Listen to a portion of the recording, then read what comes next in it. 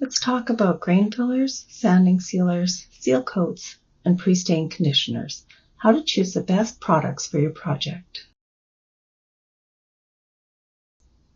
In this video, we'll go over how to plan your project, prep your piece, and proceed with the products.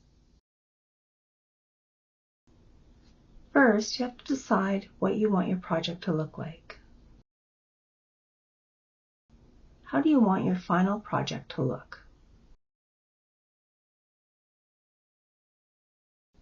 Will you paint or stain it?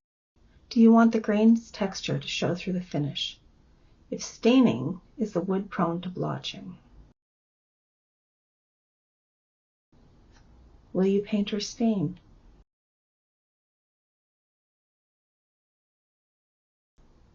Adding grain filler will help create a smooth final finish.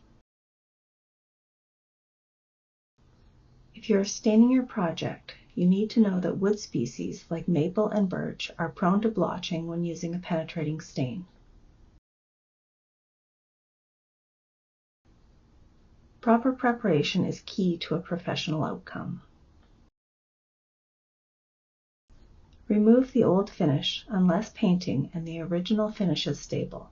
You will still need to prime to bridge the old finish and prevent compatibility issues. Don't sand antique finishes off, either leave them or use a chemical stripper to preserve as much of the wood's patina as possible.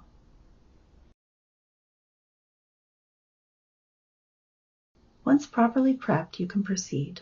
Let's learn what the products do and when we need them. Here are some things to consider.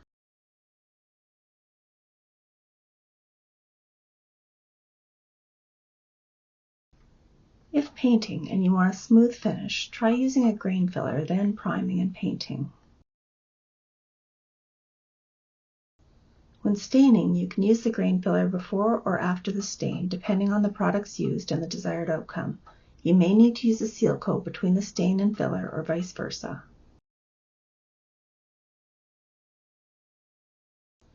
For blotch-prone wood species, try using a pre-stain conditioner or, alternatively, using a toner or dyeing the wood. Make sure you follow the manufacturer's instructions. Here are some other things you need to consider when finishing your project. What is the final look you're going for? Will you need a seal coat? And what is sanding sealer? For your final look, if using grain filler, decide if you want to accent the grain and pores or blend them into the final color. There are a few ways to achieve these looks. Consider spraying your piece instead of brushing it to achieve a more professional final finish. Seal coats can prevent flashing and reactions between two layers. Use one over grain fillers, if needed, or between two incompatible finishes. Even those from the same product class can cause problems with one another. The sanding sealer is applied to make sanding easier. It is softer and doesn't gum up the sandpaper like regular finishes will. Apply 2 coats to prevent sanding through the finish into the stain, and then sand the second coat once dry. Clean the sanding dust and apply 2 more coats of your favorite film finish. Wet sand these coats for an ultra smooth finish. Let's review what we've covered in this video. First, choose if you're going to paint or stain. Then choose whether you want a smooth or textured finish. Next, determine if you need a pre-stain conditioner. Consider if you need a seal coat between any of the products. And last, consider spraying instead of brushing to achieve that final professional finish. And that's it. Check out the article on using these products on my website linked below. Want to learn how to refinish furniture?